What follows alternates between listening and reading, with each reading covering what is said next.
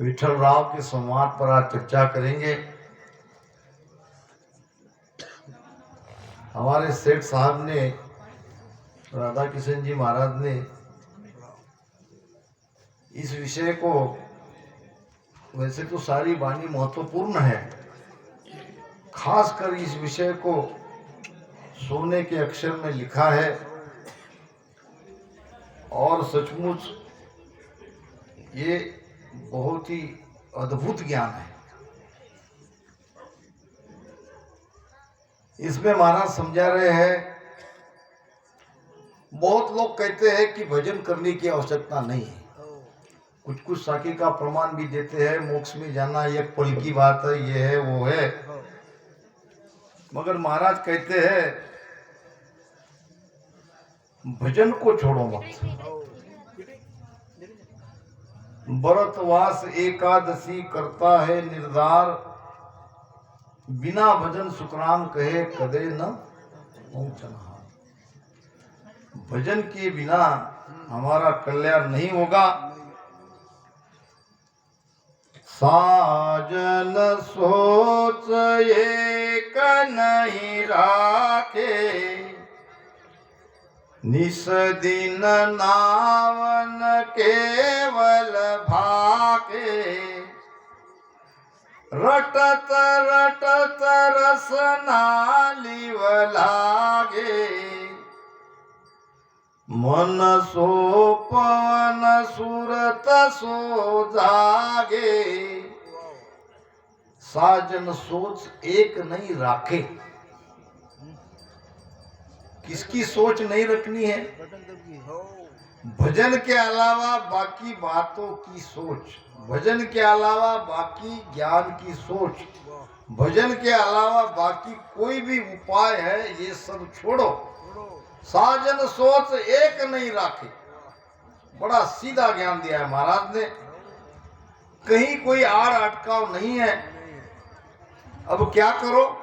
निस्दिन नाव न केवल भाके। केवल से न केवल में जाना है तो यही राम नाम का रटन करते करते जाना पड़ेगा। निस्दिन राम न केवल भाके,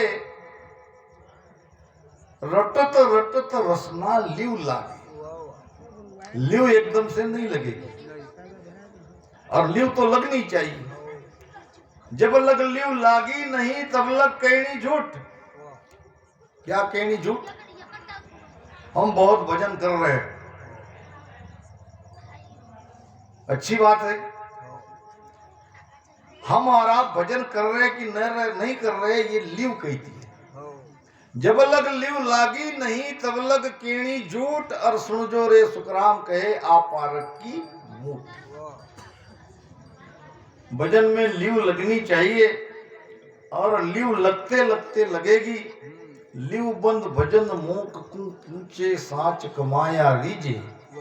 कह सुखराम सुनो बैरागी भेद नाव रट लीजिए। ये लिवबंद भजन ही मोक्ष में ले जाएगा। तो भेद से भजन करते रहो करते रहो, लगते लगते लिव लग जाएगी। रटत रटत रसना लिव लागे, और मन सो पवन सूरत ले जागे। ये मन पवन सुरती बराबर ध्यान में लग जाएगी। तो जो कोई भी भजन की काट कर रहे हैं उसकी मत सुनो, भजन करना ही पड़ेगा। रटना की विध टाल के, साजन करे अनेक। से सब हद का ख्याल है, नाना विध का देख। नाना विध का देख परम पद कदे न पावे। ने अंचर बंक नाल पिचम को भेद न पावे। हद बेहद में सब थके, वेद भेद कल देख। रटना की विध टाल के, साधन करे अनेक। महाराज फरमा रहे हैं कि रटना से राम राम रटन करना मत छोड़ो।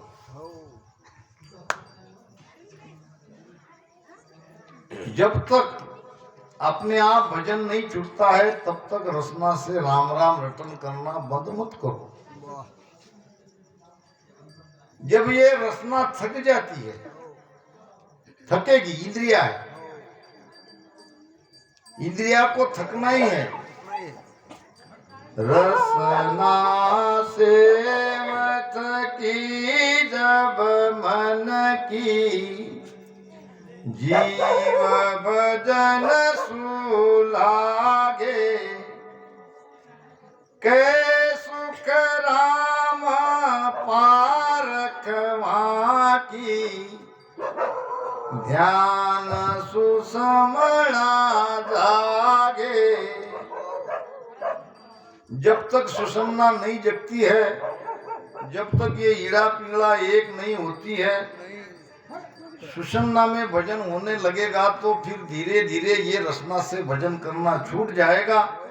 जब तक ये स्थिति नहीं होती है तब तक रसना से राम राम करना मत छोड़ो।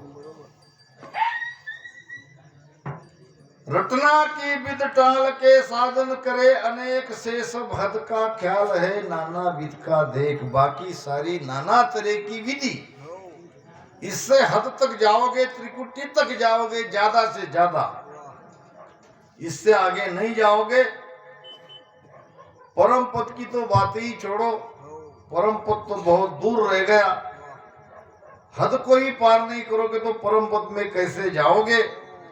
ने अंचर बंक नाल पिचम को भेद न पाओ। ये जो नियंचर है, ये नियंचर ही हमारी सुरती को 10वें द्वार में ले जाता है। ये नियंचर ही ब्रह्म का नाम है। महाराज ने विठ्ठलराव के समाज में ही कहा है नियंचर के बारे में। मैं आयो इन कारण भाई, सो प्रगट सुन लो जग माही। ने अंचर कांडो सुन होई, ओ ब्रह्म को नाव कहे नहीं कोई। सोने अंचर दे मुझताई, सतगुरु भेजो या जुग माई। आत्म हंस जाय के ल्याओ, पार ब्रह्म के लोक पठाओ। महाराज ने इसमें बताया कि मैंने शरीर धारण क्यों किया, मैं जगत में क्यों आया, मुझे जगत में किसने भेजा, क्या देकर भेजा। मैं आयो इन कारण भाई, सो प्रगट सुन लो जगमाई। खुला किया आने का कारण, क्या मकसद था। कारण ये था कि नियंचर खांडो सुन हुई। ये नियंचर रूपी खांडा मुझे सदगुरु ने भेजा, सदगुरु ने दिया। खांडा लेकर मैं आया। अब ये सदगुरु कौन, स्वयं वही सदगुरु थे। ये दूसरे सदगुरु कौन आए जिन्होंने उनको नियंचर रूपी खांडा दिया, तो ये है परमात्मा राम जी। राम जी ने नियंचर रूपी खांडा देके सदगुरु सुखराम जी महाराज को भेजा कि आत्म हंस जाए के लियाओ। ये आत्म रूपी हंस, इस आत्मा को परमात्मा में मिलाना है तो पहले तो उसको फेरे लगवाने पड़ेंगे ये नियंचर के साथ। तो नियंचर जगाना पड़ेगा। पुराने जमाने में बहुपत्नी प्रथा थी, राजा महाराजा की अनेक रानियां होती थी। कभी राजा स्वयं रानियों से ब्याह कर लाते थे और कभी अपना खांडा भेजते थे। खांडे के साथ फेरे लगवा के वो रानी बन के आती थी। तो सबसे पहले तो ये नियंत्रण हमारे घट में आना चाहिए, प्रकट होना चाहिए। तो नियंचर बंकनाल जब तक हम रसना से राम राम रटन नहीं करेंगे, वो भी प्रेम से, अगबक प्रेम चाहिए, तब तक ये नियंचर नहीं जगेगा। और नियंचर नहीं जगेगा तो पीछम का भेद नहीं मिलेगा, सुकमणा नहीं खुलेगी। ने अंचर बंकनाल पिचम को भेद न पावे, हद बेहद में सब थके। कुछ ज्ञान हद तक तो कुछ ज्ञान बेहद तक, कुछ हद में ही थकता है तो कुछ बेहद तक जाता है, कोई बिरला बेहद तक पहुंचते हैं। ये वेद का और भेद का मत हद और बेहद तक का है, ये परम पद पे नहीं ले जाने वाले। परम पद में ले जाएगा नियंचर, और वो नियंचर जगेगा राम राम रटन करने से। इसलिए रटना से राम राम करना मत छोड़ो। मुख सिमरन मत छोड़ दो, दसवें द्वार अलग कोय, ओट कंठ सुखराम कहे गढ़चड़िया बंद होए। एक बहुत सुंदर कथा याद आ गई। एक राजा था और राजा हमेशा नगरी में घूमता था, अपना रथ लेके, आगे पीछे सिपाही सब साथ में, और प्रजा का हाल जानता था, सबका अभिवादन को स्वीकार करता था। ऐसे ही एक दिन लोगों को मिलते मिलते आगे तक गया। आगे एक व्यक्ति मट्टी खुदाई का काम कर रहा था, केवल धोती पहने था, ऊपर में कोई कपड़ा नहीं था, और पसीने से लथपथ हो गया था और मट्टी खोद रहा था। राजा को उस पर देख के दया आ गई। अपने गले में हीरो का हार उसने उस गरीब को दे दिया। अब राजा ने भेंट दिया, और वो भी इतना कीमती हार। अब तो वो बहुत बड़ा रईस हो गया, राजा की उस पर कृपा हो गई और सब कुछ उसके पास आ गया, खेती बाड़ी मकान सब कुछ, एक धनवान बन गया। अब कुछ सालों बाद फिर राजा इसी प्रकार अपनी नगरी में घूमने गया और देखा तो उस जगह वही व्यक्ति मट्टी खुदाई का काम कर रहा था, जबकि अब वो सेठ बन गया था। राजा ने उसको बुलाया, कहा कुछ साल पहले मैं ऐसी नगर में घूम रहा था, तो क्या मुझे तुम ही यहाँ मिले थे? हाथ जोड़ के उसने कहना, हाँ महाराज, वो मैं ही था। अरे मैंने तुम्हें तो कीमती मेरा हार दिया था। हाँ दिया था, फिर क्या किया उसका? अब आपकी कृपा से, आपकी दया से मैं तो बहुत बड़ा सेठ बन गया हूँ, सब कुछ मेरे पास है, फिर सब कुछ होते हुए भी ये काम, ये मट्टी खुदाई का काम नहीं छोड़ रहे, क्या कारण है? कहने लगा, मालिक मैं कैसे छोड़ सकता हूँ? जिस काम करने से आपकी मुझ पर कृपा हो गई, आपने मुझे हीरो का हार भेंट दिया, आपने मुझे इतना बड़ा रईस बनाया, उस काम को मैं कैसे छोड़ सकता हूँ?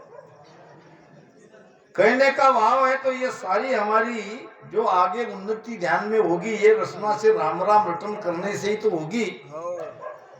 तो रसना से राम राम रटन करना मत छोड़ो। ओट कंठ सुखराम कहे गढ़चड़िया बंद होए, पाखा तो आई नहीं पगसु चाले नाय, तो बूढ़ो सुखराम कहे घेर गनकड़ा खाए। अब पंख तो आए नहीं और पैर से चलना भी बंद कर दिया, तो निश्चय काल खाएगा, काल छोड़ेगा नहीं। बाहिर क्रिया जापसो यारी हद लग दौड़, बेहद पहुंचे ध्यान वो, पूरब सोहंग मोड़, पूरब सोहंग मोड़, पवन पीवे नर कोई, वे पहुंचे बेहद भंवर जहाँ गुफा होई, सुख रामदास बेहद परे, ये नहीं पावे ठोर, बाहिर क्रिया जाप सो, यारी हद लग दौड़। एक है बाहर की क्रिया, एक है भीतर की क्रिया। ये सांस उसास से जो हम राम नाम रटन करते हैं, ये भीतर की क्रिया है, ये बाहर की क्रिया नहीं है। कुछ लोग बैखरी वाणी से नाम का रटन करते हैं, मंत्र का जाप करते हैं, ये सब क्या है? बाहर की क्रिया। बाहर क्रिया जाप सो यारी हद लग दौड़। ये कहां तक जाएंगे? हद तक। हद नाम त्रिकुटी। ज्यादा से ज्यादा ये त्रिकुटी तक जाएंगे, इससे आगे नहीं जाएंगे। बाहर की क्रिया से, बाहर के उपाय जाप से या बाहर के किसी भी उपाय से ज्यादा हद तक जाएंगे। बेहद पहुंचे ध्यान वो, पूरब सोहंग मोड़। पूरब के रास्ते शंखनाल से श्वासा को ऊपर चढ़ाते हैं और इससे वो बेहद तक तो जाते हैं। बेहद के परे नहीं जा सकते। ज्यादा से ज्यादा ब्रह्म बनेंगे, शून्य की स्थिति में जाएंगे। इससे आगे ये पूरब के शंखनाल से जो ध्यान करते हैं वो नहीं जा सकते। बेहद पहुंचे ध्यान वो, पूरब सोहंग मोड़। पूरब सोहंग मोड़, पवन पीवे नर कोई। श्वासा को पीने की क्रिया है। श्वासा को पीते हैं, वायु पर जीवित रहते हैं, वायु के साथ ही प्रेम करते हैं। बेवद पूरब सोहंग मोड़, पवन पीवे नर कोई, और वे पहुंचे बेहद भंवर जा गुफा हुई। वो कहां पहुंचेंगे? बेहद में। बेहद नाम ब्रह्म में। ब्रह्म में कहा? भंवर गुफा में। भंवर गुफा कहाँ है? भंवर गुफा जहां शंखनाल और बंकनाल दोनों नाड़ियां मिलती है, वहां है भंवर गुफा। भंवर गुफा सम आद स्थान है, शंख और बंक जहां मिले दो। बीच में पाट सो जाल उन्मान है, त्रिकुटी भ्रुकुटी दो कहावे। त्रिकुटी भ्रुकुटी ऐसी है, ऐसी नहीं है। इधर से त्रिकुटी है, इधर से भ्रुकुटी है, इधर से त्रिकुटी है। इस प्रकार दोनों सटी हुई है, दोनों लगभग एक ही जगह है। तो पूरब की साधना करने वाले भ्रुकुटी से 10वें द्वार में जाते हैं और पीछम से साधना करने वाले त्रिकुटी से 10वें द्वार में जाते हैं और 10वें द्वार को फोड़ के बाहर निकलते हैं ये पीछम की साधना करने वाले। तो वे पहुंचे बेहद भंवर जा गुफा हुई। भंवर गुफा तक ज्यादा से ज्यादा जाएंगे, ब्रह्म शून्य की स्थिति में जाएंगे, इसके आगे नहीं जाएंगे। सुख रामदास बेहद परे, ये नहीं पावे ठोर। बेहद के परे ये नहीं जा सकते। इसलिए ये बाहर की क्रिया की उपाय को छोड़ो, बाहर का जाप छोड़ो, पूरब के श्वासा मत चढ़ाओ। पवन चाड़े कष्ट सु पूरब खेचे श्वास, और जाका घर सुखराम कहे जमपुर सन्मुख बास। पवन चाड़े कष्ट सु, वायु को कष्ट से ऊपर चढ़ाते हैं और ऊपर पूरब में श्वासा को खींचते हैं। कई योगिक क्रियाएं, कई प्रकार की क्रिया है। तो इससे 10वें द्वार तक तो जाएंगे, मगर उसके आगे नहीं जाएंगे। अब महाराज क्या करने को कह रहे हैं, इसको बड़े ध्यान से सुनो। साजन सब ही पर हरे, पूरब रहा नहीं जाय।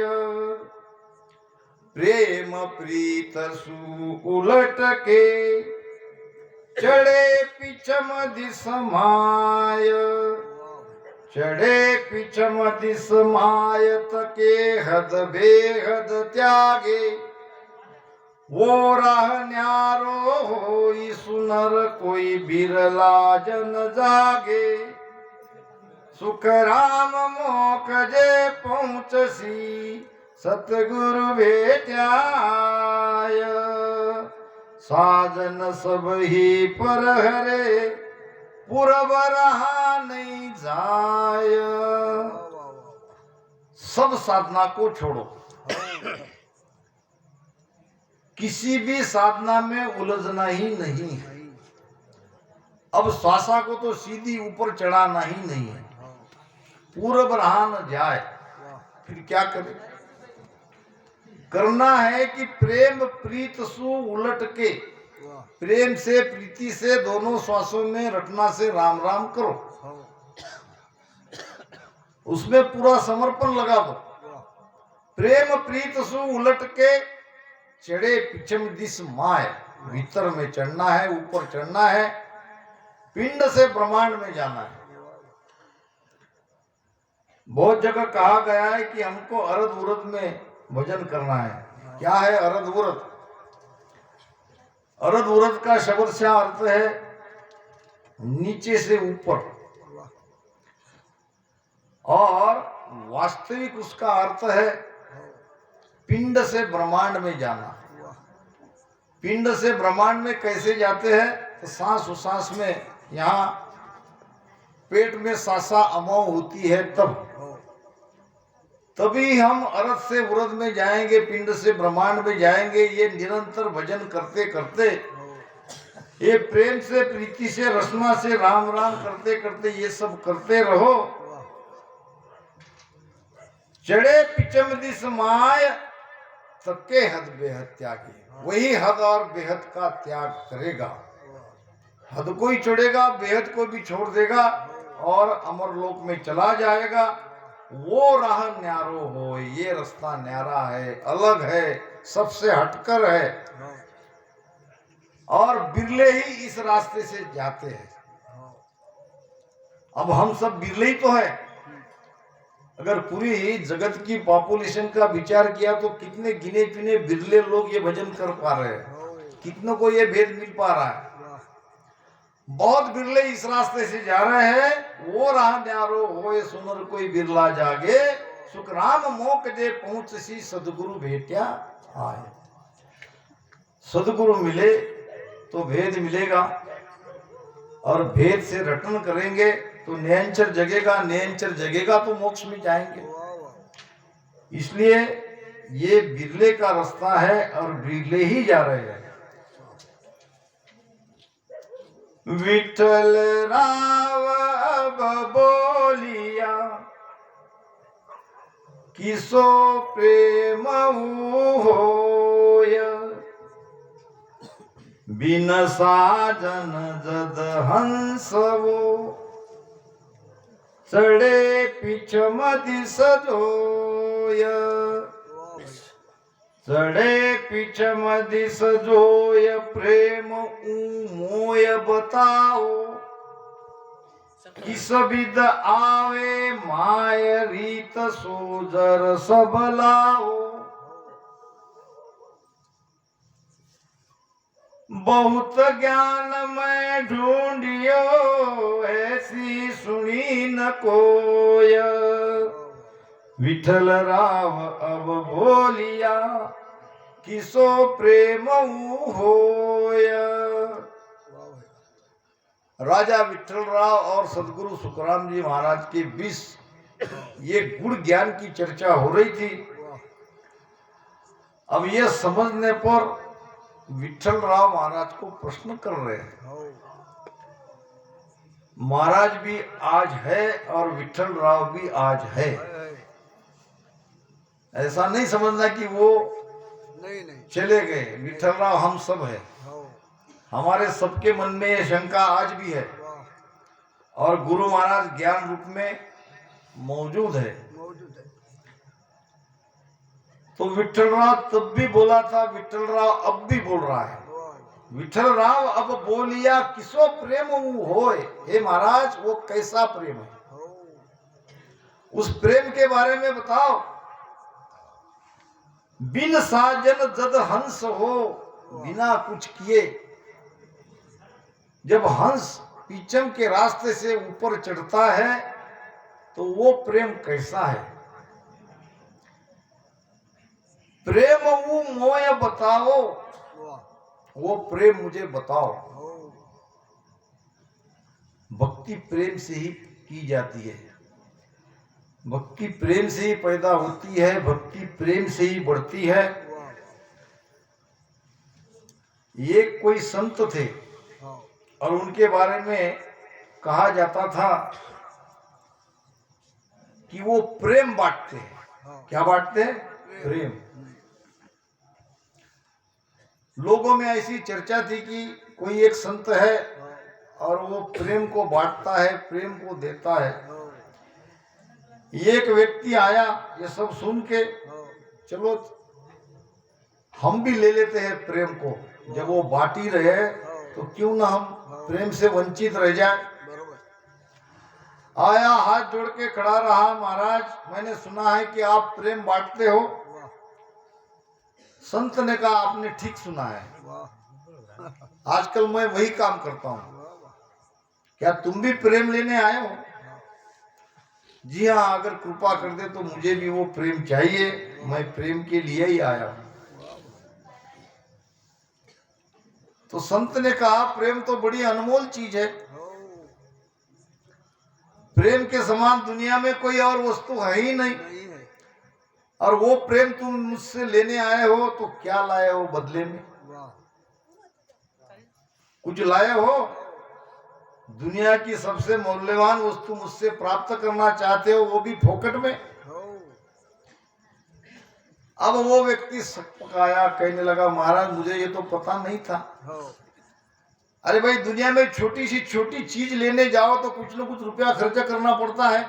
ये सबसे कीमती चीज तुम मुझसे ले रहे हो, तो थोड़ा सा सोचा नहीं कि कुछ भी देना भी चाहिए। हो व्यक्ति चला गया। दूसरे दिन एक बैग में हो पैसों के बंडल भर के लेके आया, कहने लगा महाराज मुझे प्रेम चाहिए। हो क्या लाए हो? हो ये बैग लाया हूँ, हो जितना कुछ मेरे पास धन था ये सब इस बैग में भरकर लाया हूँ, ये रख लो और मुझे प्रेम दो। वाह ये कागज के टुकड़े से प्रेम नहीं मिलने वाला है। वाह प्रेम गली अति सांकरी जामे दो न समाए। हो जब मैं था तब हरि नहीं, वाह अब हरि है मैं नहीं। बरोबर यहाँ मैं को झुकाना पड़ेगा, यहाँ अहंकार को गिराना पड़ेगा, तभी ये प्रेम मिलेगा। हो पूरी तरह से झुको हो और तभी ये प्रेम मिलेगा। वाह ये प्रेम गली अति सांकरी है, अति छोटी है। कहते हैं कि कबीर साहब को मिलने हो एक व्यक्ति गया, वो भी उसकी माता के कहने से। हो माता ने कहा कि जब तक तुम कबीर साहब को नहीं हराओगे वाह मैं तुम्हें नहीं मानूंगी। अब सारे जगत के विद्वानों को उन्होंने हराया था, हो अब ये अनपढ़ अंतराचाप कबीर साहब उसके सामने क्या। हो 40 बैलों पे ज्ञान की किताबें भर के वो कबीर साहब से शास्त्रार्थ करने गया 40 कोस दूर काशी में। वाह अब कबीर साहब कहीं बाहर गए थे, कबीर साहब की लड़की थी घर पे। हो लड़की को पूछा कबीर साहब घर पे है? लड़की ने कहा कबीर साहब का घर यही है। हो तो लड़की ने कहा कबीर का घर दूर है। कहाँ है? दूर।